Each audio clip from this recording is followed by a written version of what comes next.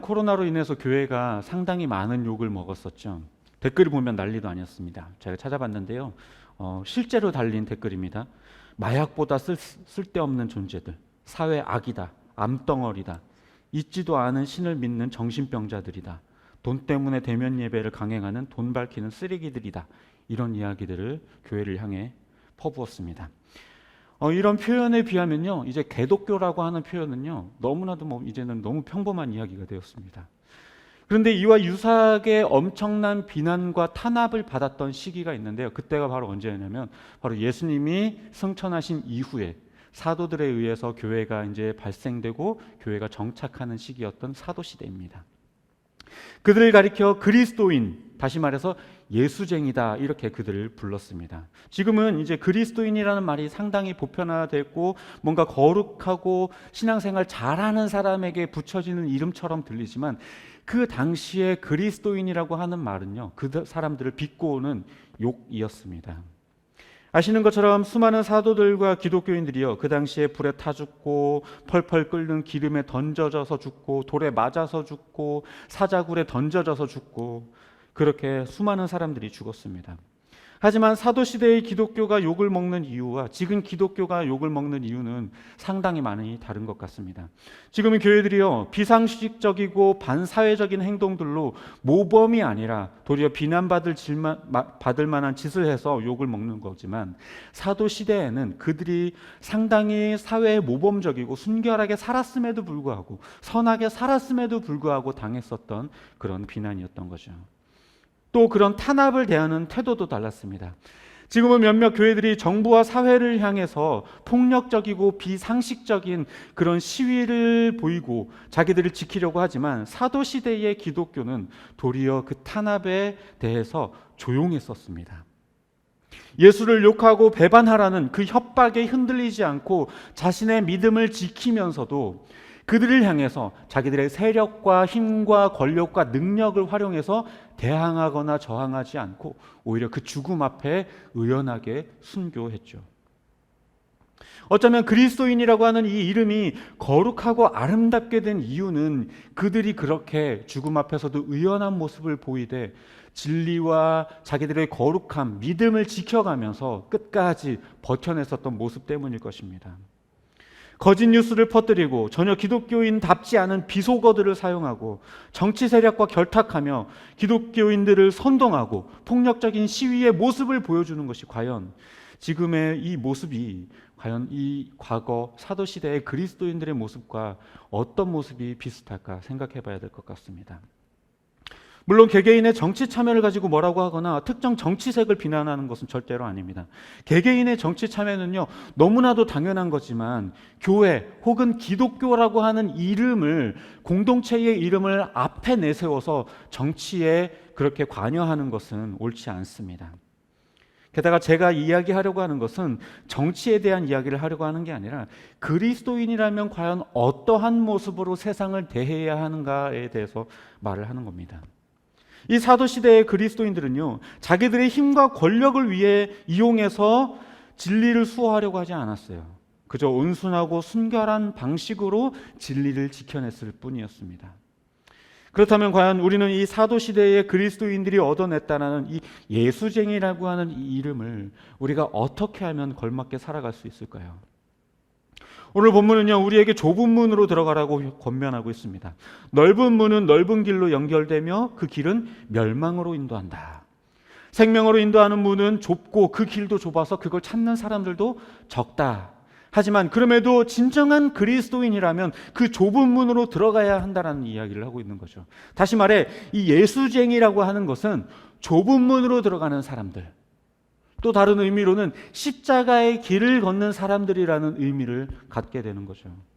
이 말은 본질적으로는요, 먼저는 예수를 통해서만 구원받을 수 있다는 것을 의미합니다.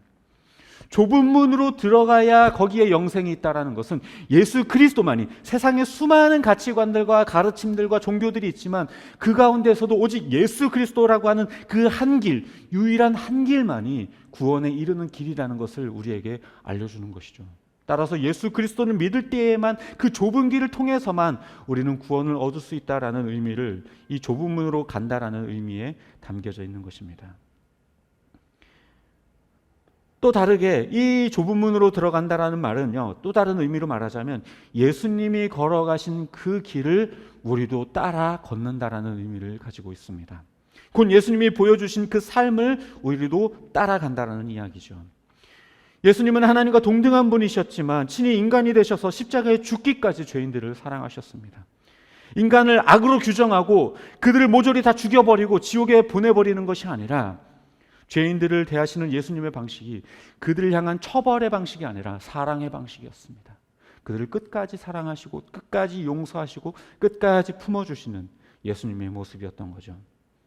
또 예수님의 삶은 거룩 그 자체였습니다. 죄와 전혀 타협하지 않고 악에게 무릎 꿇지 않으며 경건한 삶을 사셨습니다. 죄인들에게 가까이 가되 본인이 죄를 지어서 죄인들에게 가까이 간 것이 아니라 자기의 거룩을 지켜가면서 그 사랑을 그들에게 표현했던 겁니다.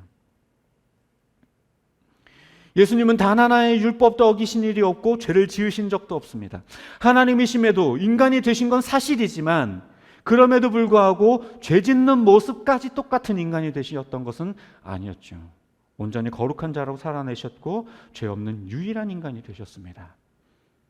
다시 말해 이것들을 다시 정리해 보자면요, 이 좁은 문으로 들어간다라고 하는 이야기는 예수 그리스도를 통해서만 구원에 이를 수 있다라는, 세상의 수많은 가치관들 중에서도 오직 예수 그리스도를 통해서만 구원에 이를 수 있다라는 의미와, 또 한 가지는 그 예수님이 그 걸어가신 그 발자취를 우리도 따라 걷는다라고 하는 의미를 가지고 있다라는 겁니다. 또 예수님을 따라 산다라고 하는 것은요, 곧 예수님께서 거룩과 사랑이라고 하는 이 두 가지 가치 중에 그 어느 것도 놓치지 않은 것을 우리도 똑같이 살아간다라는 것을 의미하는 겁니다. 오늘은요, 예수님을 통한 구원에 대한 이야기는 전제로 깔되 굳이 또 설명하지는 않겠습니다. 그 다음 이야기인 예수님을 닮아가는 삶에 있어서 좁은 길을 걷는 길이 무엇인가에 대한 이야기를 함께 살펴보도록 하겠습니다. 앞서 이야기했던 이 사도시대의 그리스도인들의 모습이요, 예수님의 닮은 그런 삶의 모습이었습니다. 세상의 기류와 핍박 속에서도 거룩을 지키되 사랑을 포기하지 않았었죠. 자기들의 거룩성을 지키기 위해서 자기들을 핍박하는 자들을 적으로 규정하고 그들과 대적하고 그들에게 똑같이 폭력적으로 대하고 무력으로 대하지 않았어요.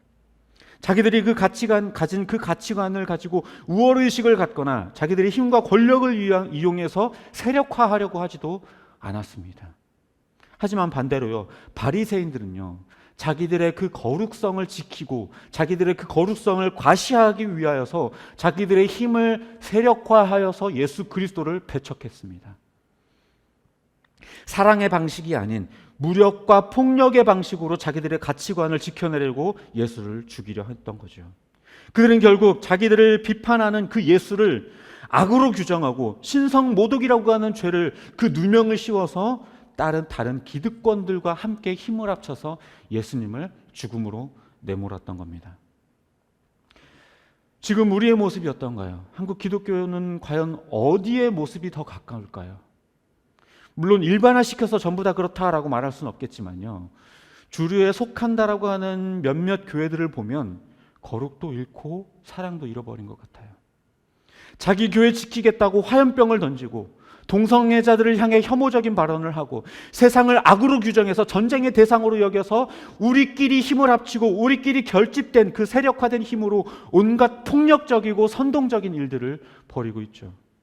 정치 세력과 힘을 합쳐서 시위하고 반사회적인 모습까지 보여줍니다. 예수님께서는 자신을 잡으러 온 사람들 앞에서조차도요, 칼을 휘두르려고 했었던, 심지어 칼을 휘둘러서 한 사람의 귀를 잘랐었던 그 베드로에게 나무라시면서 너의 칼을 칼집에 다 도로 꽂아라. 칼로 흥한 자는 칼로 망한다 라고 말씀하셨죠. 아니, 자기를 잡으러 온, 그 불법을 저지르러 온 병사들을 향해서 뭐라고 하신 것이 아니라 도리어 자기 제자인 베드로에게 뭐라고 하셨던 겁니다.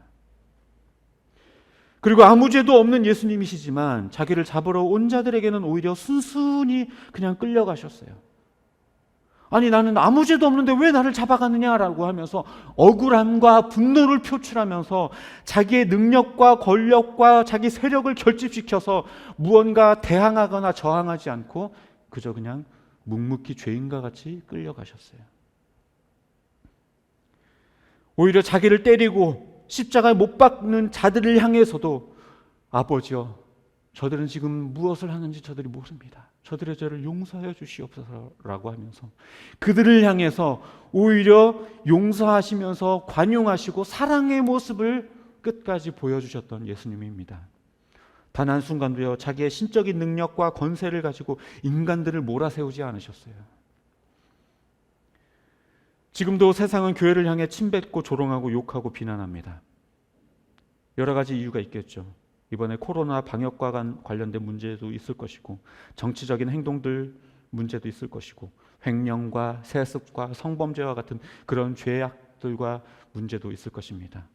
뿐만 아니라 아무런 이유 없이 그저 그냥 기독교를 싫어하는 그런 사람들도 분명히 있을 것입니다. 과연 이럴 때 우리가 어떤 모습을 보여주는 것이 예수님을 닮은 삶일까요? 그들과 똑같이 폭력적으로 대하고 무력적으로 대하면서 대항하고 힘을 결집해서 세력화하여서 저항하는 게 과연 그리스도인의 모습일까요?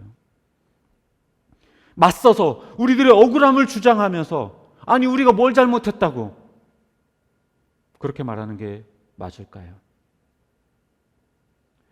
제가 이렇게 말하면 여러분들이 이런 이야기를 하실지도 모르겠습니다. 아니 기독교가 착한 일도 많이 하고 모범이 된 일도 많은데 왜 억울하게 그러면 욕만 먹고 가만히 있어야 돼요? 교회를 향해서 이렇게 핍박하고 교회가 무너지고 있는데 그럼 가만히 있어야 돼요? 라고 물어볼 수도 있을 겁니다. 네, 그렇게 해야 합니다. 예수님이 십자가에 달려 죽으시고 끌려갔을 때에 그것으로 끝났나요? 아니요. 도리어 그것이 하나의 미랄이 되어서 온 인류를 구원하는 값진 보혈이 되었습니다. 세상 사람들의 탄압과 핍박이 교회를 무너뜨릴 수 있을까요? 아니요. 그 가운데서 우리가 죽고 쪼그라든다고 해서 교회가 사라질까요? 아니요. 오히려 더 순결해지고 더 아름다워질 겁니다. 그러나 반대로 우리가 그 탄압에 맞서서 그들과 똑같이 무력으로 맞서고 세력화된 힘으로 맞서게 되면요, 오히려 교회는 더 타락하게 될 겁니다. 예수님도 우리 때문에 창조주이심에도 불구하고 피조물들로부터 침뱉음과 온갖 모욕을 받으면서도 끝까지 참으셨어요. 오른뺨 맞으면 왼뺨까지도 돌려대라는 것, 그게 기독교의 정신입니다. 하지만 또 반대로요, 예수님은 이 사랑을 위해서 거룩을 포기하지도 않으셨어요. 죄인들을 용서하고 죄인들을 포용하고 사랑하시기 위해 자기도 죄인들처럼 직접 죄를 지어서 죄인들 가까이로 가셨던 것은 아닙니다. 죄인들의 죄를 짊어지긴 하셨지만 스스로 죄를 지어서 죄인들과 똑같은 자가 된 것은 아니었어요. 야고보서 1장 26절에서는 이렇게 말합니다. 하나님 아버지 앞에서 정결하고 더러움이 없는 경건은 곧 고아와 과부를 그 환난 중에 돌보고 또 자기를 지켜 세속에 물들지 아니하는 그것이니라. 이 말은요, 이웃을 살펴보고 돌봐주되 세속에 물들지 않는 것, 즉 사랑을 실천하되 거룩을 잃어버리지 않는 것, 그것이 진짜 경건이다라고 이야기를 하고 있어요. 선으로 악을 이기는 것, 악을 이기기 위해서 나도 악이 되는 것이 아니라 끝까지 선으로 이겨내는 것, 그것이 진짜 승리라는 거예요. 악으로 악을 이기는 건요, 아무나 할 수 있어요. 세상 사람들이 공격한다고 해서 우리도 똑같이 반응하는 것 아무나 할 수 있습니다. 거룩을 버려가면서 사랑하는 것 누구나 할 수 있어요. 사회운동을 하는 분들이 간혹 이런 생각을 가지고 있는 것 같아요. 동성애자들의 인권을 지켜주고 그들 편에 서서 친구가 되어주려고 동성애가 죄가 아니라고 이야기해 주는 것, 그게 사랑이라고 착각하는 것 같아요. 물론 동성애자들의 인권을 보장하고 그들을 사랑하고 받아들여야 하는 건 맞지만, 그러나 그렇다고 해서 동성애를 죄가 아니다라고 말해주는 것까지 우리가 가야 하는 건 아니에요. 그건 사랑이 아니에요. 이미 성경을 자기 멋대로 해석한 죄로 말미암아 자기의 그 거룩을 저버린 행위가 돼버리는 겁니다. 죄인에게 당신은 죄인 아니에요, 지금처럼 그냥 살아도 돼요, 이렇게 말하는 게 결코 사랑은 아니에요. 죄에 대해서는 분명하게 지적하고 복음을 들려주되 죄로부터 떠나도록 도와주는 것, 그것이 거룩을 지키는 사랑인 것입니다. 예수님께서도요, 이 죄인들을 그냥 오냐 그냥 와라 다 받아줄게 이렇게 하신 게 절대로 아니에요. 그들을 용서하신 것도 그들의 죄를 그냥 모른 채 하고 그냥 용서해 준 것이 아니라 그것이 죄라는 것을 분명하게 지적하고 회개를 권하고 그들을 품으셨던 겁니다. 대표적으로 가늠하다 잡혀온 한 여인의 이야기를 우리가 잘 알고 있죠. 사람들이 예수님을 시험하라고 그 가늠하다 잡혀온 그 여인을 가운데다 놓고 돌을 하나둘씩 집어들었습니다.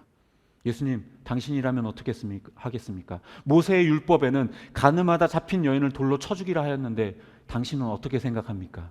그때 예수님께서 바닥에다 막 글을 쓰시다가 갑자기 한마디 하십니다. 죄 없는 자가 돌로 쳐라. 그러자 그 자리에 돌을 들고 서 있었던 사람들이 다 돌을 하나씩 내려놓고 그 자리를 도망치듯이 빠져나갔죠. 그때 예수님께서 그 여인을 향해서 이렇게 말씀하셨습니다. 너를 정죄하던 사람들이 다 어디 갔니? 나도 너를 정죄하지 않는다. 그러나 다시는 범죄하지 말아라. 이 말은요, 그 여인에게 너는 죄가 없어. 그건 죄가 아니야. 너가 지금 저지른 그 간음은 죄가 아니니까 평소대로처럼 그냥 간음해도 돼. 내가 용서해 줄게. 이게 아니라 범죄하지 말아라. 다시는 절대로 범죄하지 말아라. 이렇게 이야기하셨던 거예요. 기독교 사회운동가들과 예수님이 다른 지점이 바로 이거예요. 어떻게든 죄가 아니라고 말해주고 죄책감을 덜어주게 해주는 방식이 아니라 죄는 엄격하게 지적하고 회개하도록 하되 회개하는 용서하시고 받아주셨던 것, 이것이 다른 겁니다. 다시 말해 예수님의 사랑의 방식은 자기의 거룩함을 지켜내는 사랑의 방식이었다는 거예요. 만일 거룩이 중요하지 않았다면요, 하나님이 굳이 죄인들을 벌하실 필요가 없어요. 그저 온 인류를 다 사랑하셔서 예수를 믿든 말든 큰 죄를 저질렀든 말든 그냥 다 그래 죄 지으면 어때?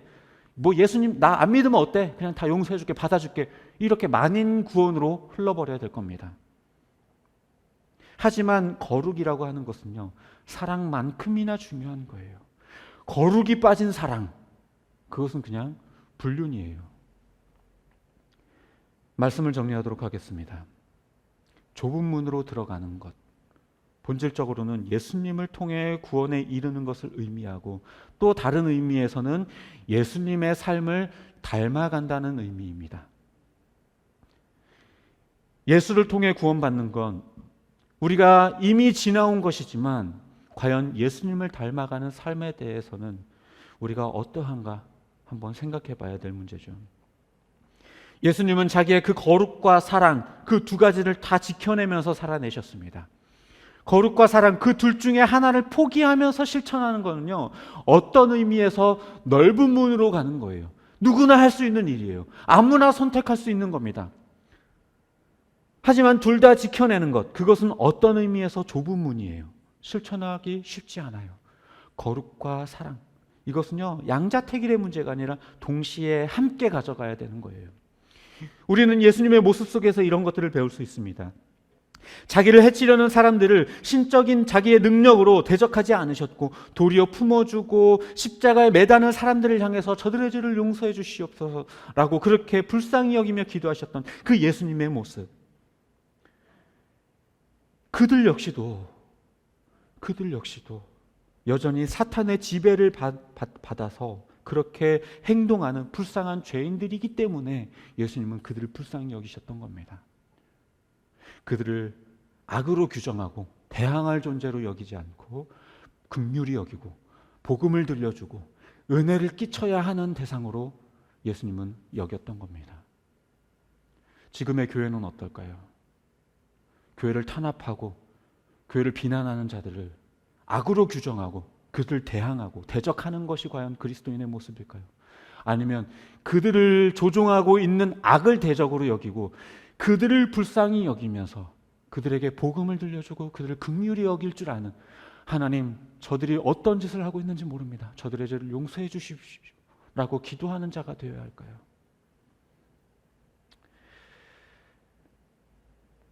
또 예수님께서는 죄인들을 받아주시되 죄를 그냥 덮어놓고 받아주신 게 아니라 회개를 요구하시고 회개할 때 받아주셨습니다.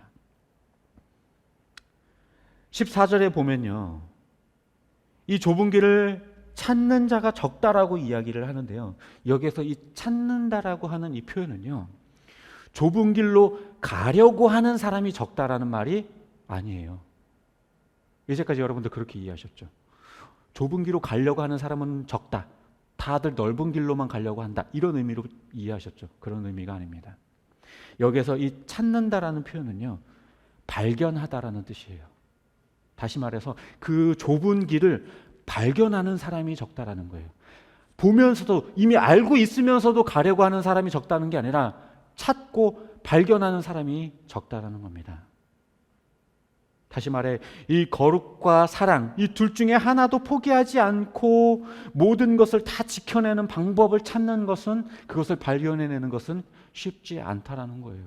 둘 중에 하나를 포기하고 둘 중에 하나만 지켜내는 것은 쉽지만 둘 다 지켜낼 수 있는 방법을 찾는 것, 선으로 어떻게 하면 악을 이길 수 있을까를 고민하는 것, 이것은 쉬운 일이 아니라는 거예요. 저도요, 청년들이 가끔 그런 문의를 해올 때가 있어요. 주일날에 국가고시나 시험이 있는데 어떻게 하면 좋을까요? 이미 답은 정해져 있어요. 본인은 정하고 왔어요. 그래도 시험 볼 거예요. 당신이 뭐라고 하든지 간에. 그들이 찾아올 때 저한테 듣고 싶은 얘기는, 그럼 당연히 시험 중요하지. 단 한 번밖에 없는데 봐야지 어떡하겠어. 이 대답을 듣고 싶겠죠. 근데 저는 이야기합니다. 왜 꼭 그 방법만 찾으려고 하느냐? 선으로 악을 이길 수 있는 방법을 찾아봐야지. 국가고시가 주일에만 있다면 왜 국가를 상대로 그거에 대해서 이야기할 수 있는 왜 용기는 가지려고 하지 않느냐? 우리는요, 너무나도 쉽게 선으로 악을 이기는 방법들을 포기해요. 악으로 악을 이기는 방법만 선택하려고 하고요, 거룩과 사랑 둘 중에 하나를 포기하려고만 해요. 거룩을 위해, 기독교의 정신과 가치관을 지키기 위해 무력과 세력과 힘을 이용하는 건 쉽지만요, 이 무한한 사랑을 보여주는 것은요, 쉽지 않아요. 사랑을 위해 기독교의 정신을 왜곡하기는 쉽지만요, 거룩을 강조하며 죄를 지적하는 것도 쉽지 않아요.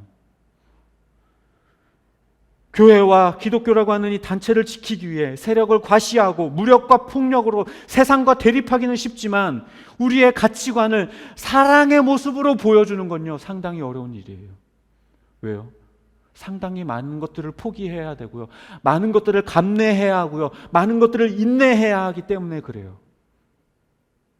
수많은 동성애자들과 여러 죄인들을 품어주고 사랑하는 건 쉽지만요, 사랑을 그 거룩의 테두리 안에서 실천하는 것은 어쩌면 그들에게 그런 아픈 이야기를 꺼내야 되는 것이기 때문에 어쩌면 상당히 힘든 일입니다. 개독교인이 아니라 예수쟁이라고 하는 이 이름을 다시 회복하기 위해서는 우리가 예수 그리스도를 따라 좁은 길로 걸어야만 합니다. 예수님이 걸으셨던 것처럼 무한한 사랑을 보여주되 거룩을 지켜내는 것, 그 어느 것도 포기하지 않는 그 길을 우리는 찾아야만 합니다. 네, 그 길이 쉽지 않아요. 찾기 쉽지 않아요. 발견하기 쉽지 않고요, 그 길을 따라가기가 쉽지 않아요. 그러나 그럼에도 불구하고 그리스도인이라면 응당 그렇게 해야만 합니다.